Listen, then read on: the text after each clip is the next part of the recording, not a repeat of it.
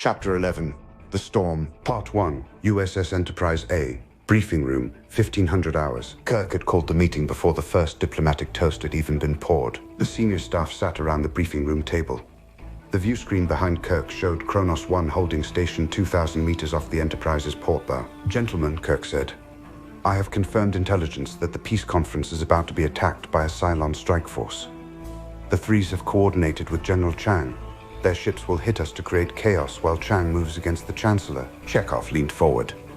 "Captain, if their weapons are kinetic, our shields should absorb the impacts.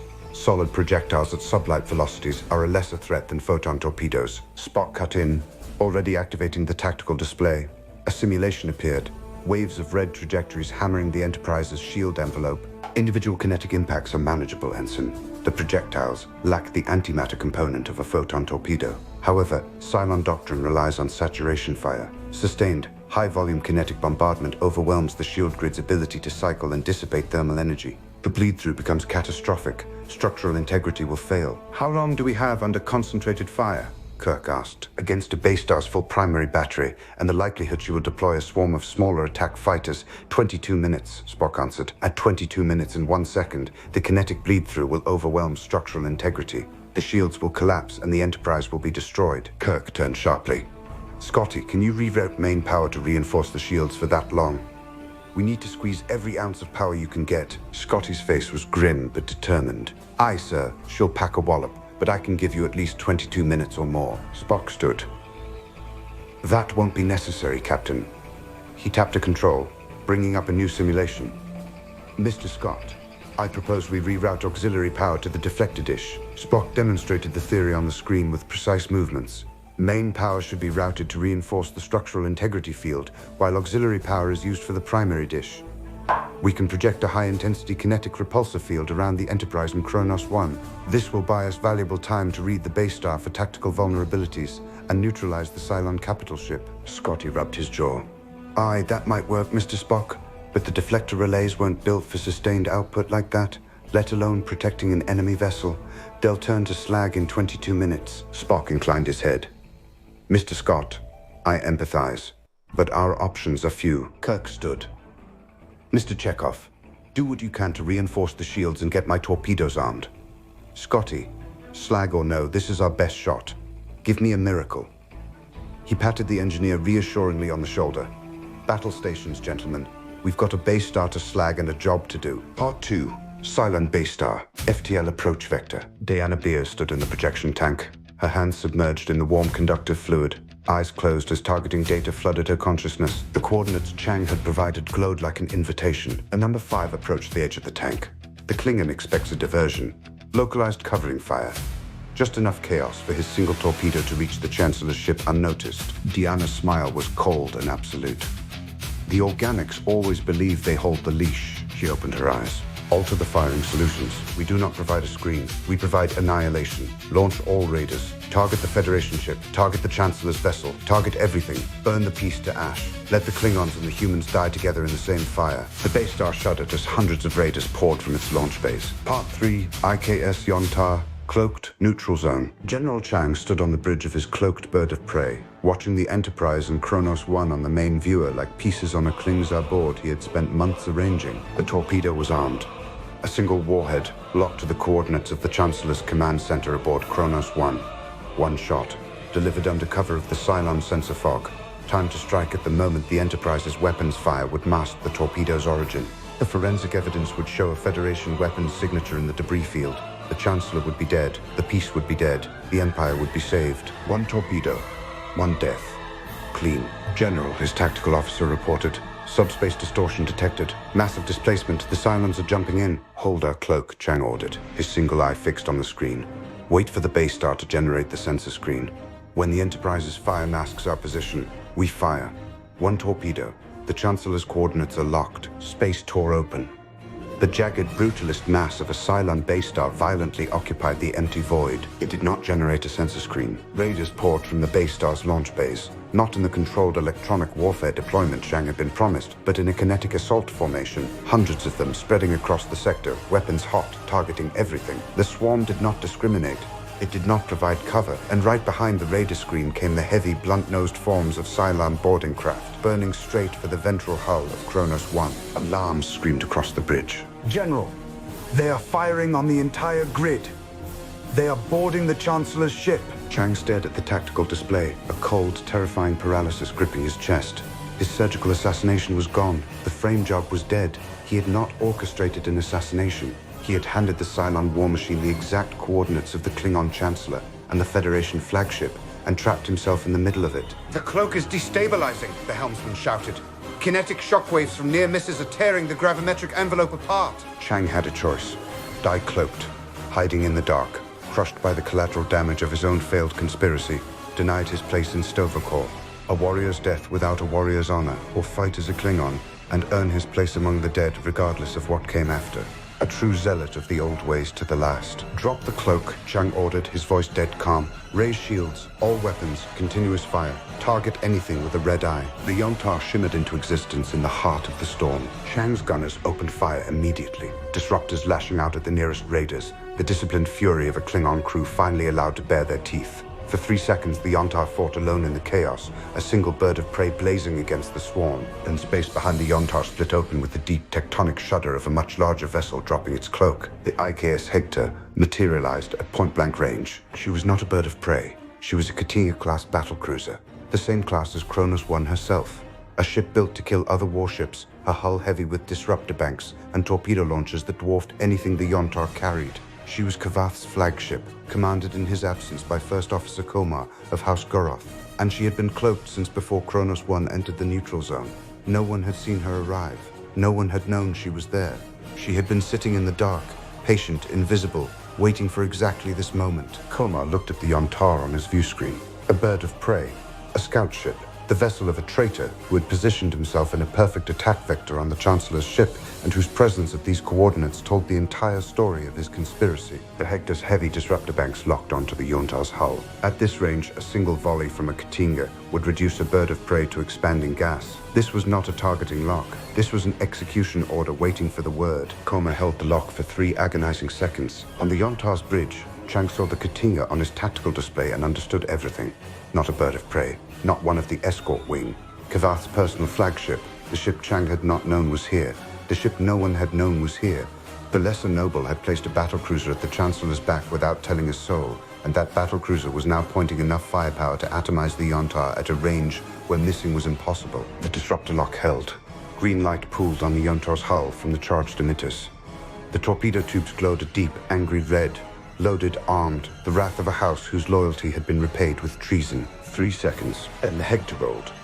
A hard, aggressive pivot that brought her heavy batteries to bear on the Cylon radar formation. Komar's disruptors charged for an execution, instead carved through a wave of incoming raiders with the full devastating output of a battlecruiser unleashed at close range. The raiders died in clusters, vaporized by weapons designed to gut other capital ships, turned to debris by a volley that had been meant for Chang. The silent communication was absolute. Klingon blood, the deep ancestral code that predated politics and conspiracy, demanded that the battle be won before the traitor was judged. The dishonored and the honored were in the same fight now. The Hector and the Yontar, battlecruiser and scout, fighting side by side against the swarm. Chang understood. The judgment would come, but not today. Fire! Chang roared, his warrior spirit surging back from the ashes of his politics. Part 4. The neutral zone. 15-14 hours. Red alert, Kirk shouted, hitting the center seat. Shields up. Weapons hot. Multiple contacts, Sulu called out. Baystar just jumped in, launching fighters. The count is, my God, sir, 600 plus. They're flooding the grid. Spock, the repulsor field. Spooling up now, Captain. Mr. Scott requires 45 seconds to lock the gravimetric tethers around Kronos 1. The raider swarm closed like a living shadow. Then space flickered. Not once, but 4 times in rapid succession. Kavath's 4 birds of prey decloaked inside the Cylon formation, joining the Hector, the Katinga-class battlecruiser that had already revealed herself at the Yontar's position. 5 Klingon warships led by a battlecruiser with her disruptors already hot, opened fire at point-blank range. The combined volley carved through the center of the swarm, detonating dozens of raiders in the opening seconds and dragging the enemy into a brutal, close-quarters dogfight. Captain, Spock reported. The fighter screen has been disrupted. The channel is clear. Scotty, now! The main deflector dish blazed with blinding cobalt light. A massive gravimetric dome erupted outward, swallowing both the Enterprise and Kronos 1. A heartbeat later, the base star's primary battery opened up. Thousands of heavy kinetic rounds slammed into the repulsor field and stopped dead, crushed into flattened scrap. Repulsor field holding, Spock reported. Relay temperature rising. The 22-minute window has begun. Kronos 1 is being boarded. Kavath's voice snarled over the comms. Centurions in the corridors. Kirk gritted his teeth and flew to his feet. Keep them busy till I get there. He snapped open his communicator. Security detail. Transporter room 1. Phasers and rifles. Full combat loadout. McCoy, you're with me. I'm bringing hell with me. Kavath smiled with the ugly teeth of a Klingon and tightened his grip on his disruptor. It is a good day to die, Captain. Part 5. Kronos 1. Ventral corridors. Kirk materialized in smoke and fire. 6 security officers and McCoy at his back. 50 meters ahead, a squad of Klingon warriors was falling back. The Centurions advanced through the haze, tall, chrome-plated nightmares moving with mechanical inevitability. A warrior threw himself forward, bringing a heavy bat'leth down in a massive overhead strike. The blade sparked violently against the Cylon chest alloy and bounced off. The Centurion grabbed the warrior and hurled him into the bulkhead. Target the neck joints, Kirk roared, bringing his phaser up. Aim for the exposed servos. Do not shoot center mass. He fired. The beam struck the lead Centurion directly in the articulated joint of its neck. The machine seized and collapsed in a shower of sparks. Behind the firing line, McCoy dropped to his knees beside a Klingon with a shattered chest. Get your hands off me, human, the warrior spat, trying to lift his disruptor. Shut up and hold still, damn it, McCoy snapped, slamming a hyperspray into the Klingon's neck. You've got a collapsed lung and internal bleeding.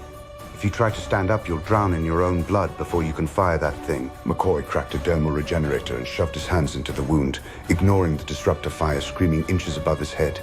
The Klingon warrior stared in shock at the human doctor cursing at a lacerated artery with more ferocity than most Klingons cursed at their enemies. Kirk pushed forward. Push forward, don't let up. Give those bastards everything you got, he ordered, taking a second machine at the knee. The combined fire, Starfleet precision targeting weak points and Klingon disruptors hammering articulation joints, shattered the Centurion advance. Kirk and the Klingon warriors pushed down the corridor together, clearing each section, building combined arms doctrine in real time. Grace's intelligence, the anatomy of the enemy, saving lives with every engagement. Part 6, Kronos 1, Command Center. Kirk blew the doors to the command center open. Kavath was standing over the Chancellor. The Klingon captain was bleeding from a massive laceration across his forehead. 3 destroyed Centurions lay in pieces around him. Kavath's bat'leth was dripping with thick, dark hydraulic fluid. He hadn't swung at their armor. He had driven the curved, secondary point of the blade straight through the synthetic articulation seals of their necks. The Chancellor was on the deck, breathing heavily, a field dressing pressed against his side. Bones, Kirk yelled. McCoy was already there, scanning the Chancellor. He's bleeding internally. I can stabilize him for transport, but we need my surgical bay right damn now. Kavath, the repulsor field is running out of time. I have to get back to my ship. Kirk turned to his security team. 6 officers, battered, phaser rifles drained to half charge, but standing. Every one of them had followed him into a Klingon warship full of 7-foot killing machines, and not one of them had broken. Lieutenant Garrett, the squad leader, her uniform scorched from a near-miss, stepped forward. Captain, take your squad and coordinate with Captain Kavath, Kirk ordered. Secure this boat. No Cylon bastard leaves this ship on its feet. Dismantle all of them. Aye, sir, Garrett said without hesitation. Kavath's lips pulled back in a fierce, blood-stained grin. He looked at the Federation squad. You heard the captain. Start by clearing that corridor. I will be right behind you. Go. You heard him. Let's move, Garrett shouted, leveling her phaser rifle. Her fire team charged back down the smoke-filled hallway, perfectly synchronized. Kavath watched the Starfleet officers hit the breach, his grin holding. She will make a fine captain someday, the Klingon rasped. He turned to Kirk. Now, get my Chancellor out of here. Kirk gripped Kavath's wrist, soldier to soldier. Fight well, my friend. Kavath bared his teeth. Kapla! Kirk pulled his communicator from his belt and snapped the brass grid open. Kirk to Enterprise. 2 to beam up. The Chancellor and Dr. McCoy. Medical emergency. The transporter beam grabbed McCoy and the Chancellor. A second later, it grabbed Kirk. Part 7. USS Enterprise A. Bridge. Kirk materialized on the bridge just as a massive explosion rocked the ship, throwing him hard against the center seat. Report!